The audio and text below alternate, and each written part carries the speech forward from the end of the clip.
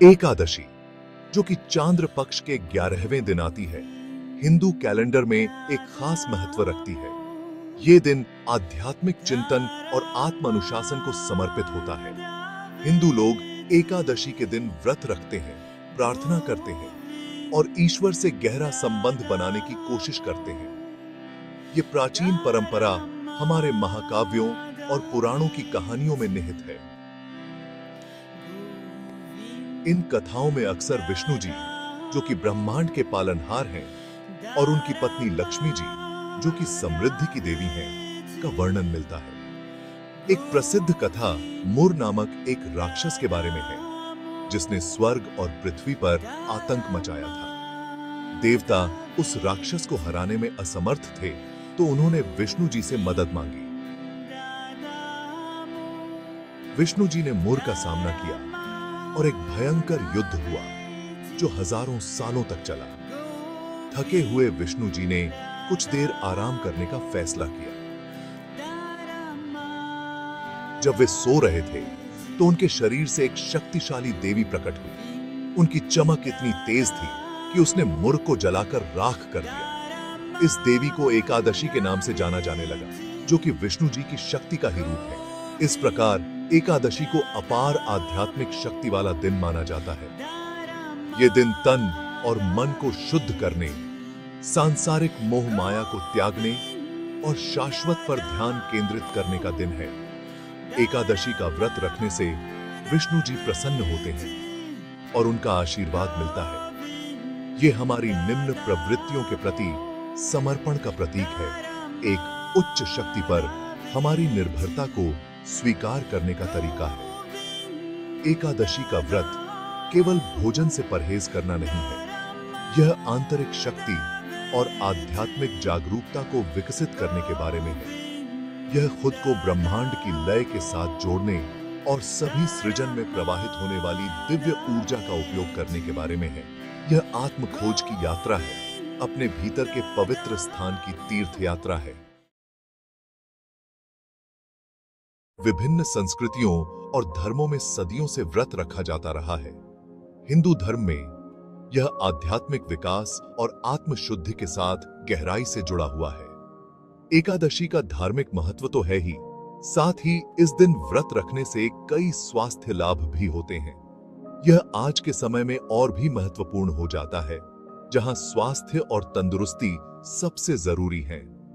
आधुनिक विज्ञान ने इंटरमिटेंट फास्टिंग के लाभों को पहचानना शुरू कर दिया है। एक ऐसा आहार पैटर्न जिसमें खाने और स्वेच्छा से उपवास की अवधि के बीच चक्र होता है। यह एकादशी व्रत की प्राचीन प्रथा से मिलता जुलता है। चिकित्सा अध्ययनों से पता चला है कि इंटरमिटेंट फास्टिंग रक्त शर्करा के स्तर को नियंत्रित करने, सूजन को कम करने, हृदय स्वास्थ्य में सुधार और यहां तक कि मस्तिष्क के कार्य को बढ़ावा देने में मदद कर सकता है। संक्षेप में,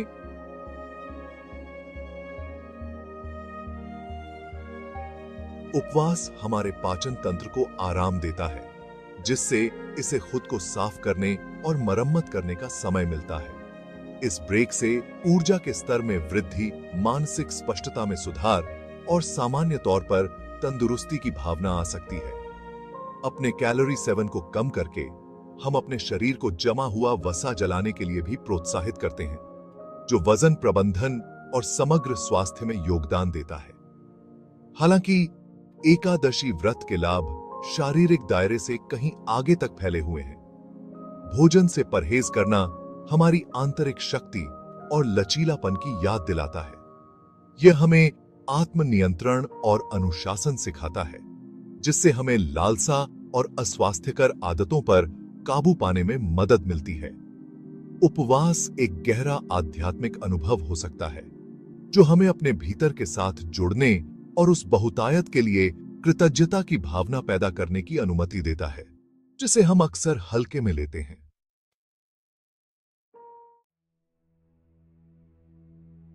एकादशी व्रत का ज्ञान केवल प्राचीन ग्रंथों तक ही सीमित नहीं है। इसकी गूंज महान आध्यात्मिक गुरुओं की शिक्षाओं में भी मिलती है, जिन्होंने आध्यात्मिक विकास और आत्म साक्षात्कार के लिए उपवास के महत्व पर जोर दिया है। ऐसे ही एक प्रकाशमान व्यक्तित्व थे 13वीं शताब्दी के प्रसिद्ध दार्शनिक और धर्मशास्त्री जगतगुरु श्री माधवाचार्य। द्वैत वेदांत के प्रबल समर्थक श्री माधवाचार्य ने मुक्ति के मार्ग के रूप में भक्ति के महत्व पर बल दिया।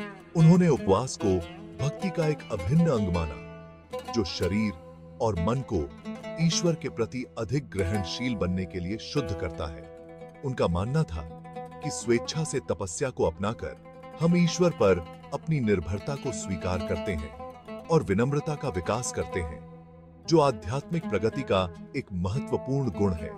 वेदों और अन्य हिंदू ग्रंथों में गहराई से निहित उनकी शिक्षाओं का भारतीय दर्शन और आध्यात्मिकता पर गहरा प्रभाव पड़ा है। उनका प्रभाव हिंदू धर्म की सीमाओं से परे है। उनके विचारों को दुनिया भर में विभिन्न आध्यात्मिक परंपराओं में प्रतिध्वनित किया गया है। आत्मानुशासन, भक्ति और ज्ञान की खोज पर जोर, जो श्री माधवाचार्य की शिक्षाओं का केंद्र बिंदु है, जीवन के सभी क्षेत्रों के साधकों को प्रेरित करता रहता है। दिलचस्प बात यह है कि उपवास के प्राचीन ज्ञान को अब आधुनिक विज्ञान द्वारा मान्य किया जा रहा है। शरीर विज्ञान या चिकित्सा के क्षेत्र में वर्ष 2016 का नोबेल पुरस्कार योशिनोरी ओहसुमी को ऑटोफैगी पर उनके अभूतपूर्व शोध के लिए प्रदान किया गया था।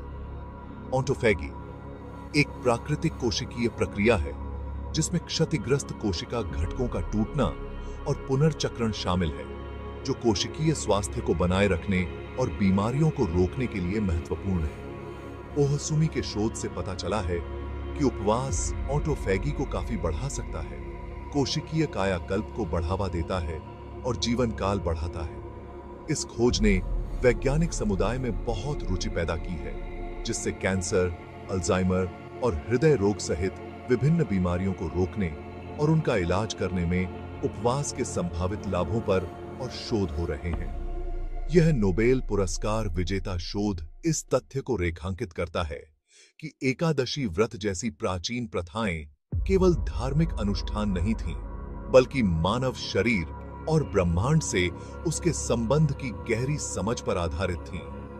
यह प्राचीन ज्ञान के संरक्षण और अध्ययन के महत्व पर प्रकाश डालता है, जिसमें अक्सर आधुनिक समस्याओं का समाधान होता है। एकादशी व्रत हिंदू परंपरा का एक अभिन्न अंग भारत और दुनिया भर में लाखों लोगों द्वारा मनाया जाता है। यह स्थायी प्रथा व्यक्ति और समुदाय दोनों पर इसके गहरे प्रभाव का प्रमाण है। यह इस बात का एक सुंदर उदाहरण है कि कैसे आस्था और परंपरा स्वास्थ्य के साथ जुड़कर जीवन के लिए एक समग्र दृष्टिकोण प्रदान कर सकते हैं। कई हिंदुओं के लिए एकादशी केवल उपवास का दिन नहीं है, यह आस्था का उत्सव है, परिवार और समुदाय के साथ समय बिताने का समय है। यह युवा पीढ़ियों को प्राचीन ज्ञान देने, परंपरा और मूल्यों की निरंतरता सुनिश्चित करने का अवसर है। एकादशी से जुड़ी कहानियां, जिन्हें अक्सर बुजुर्गों द्वारा सुनाया जाता है, नैतिक मूल्यों को स्थापित करती हैं और जीवन के सबक सिखाती हैं। बढ़ते तनाव, जीवन शैली से संबंधित बीमारियों और अलगाव की भावना से जूझ रही दुनिया में एकादशी व्रत खुद से हमारे समुदाय और ईश्वर से जुड़ने का मार्ग प्रदान करता है।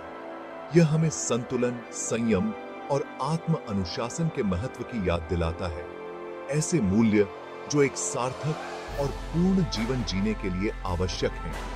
जैसे जैसे हम आधुनिक दुनिया की जटिलताओं को नेविगेट करते हैं, आइए हम एकादशी व्रत जैसी प्राचीन प्रथाओं से प्रेरणा लें, एक स्वस्थ, अधिक संतुलित और आध्यात्मिक रूप से पूर्ण भविष्य बनाने के लिए अतीत के ज्ञान को अपनाएं।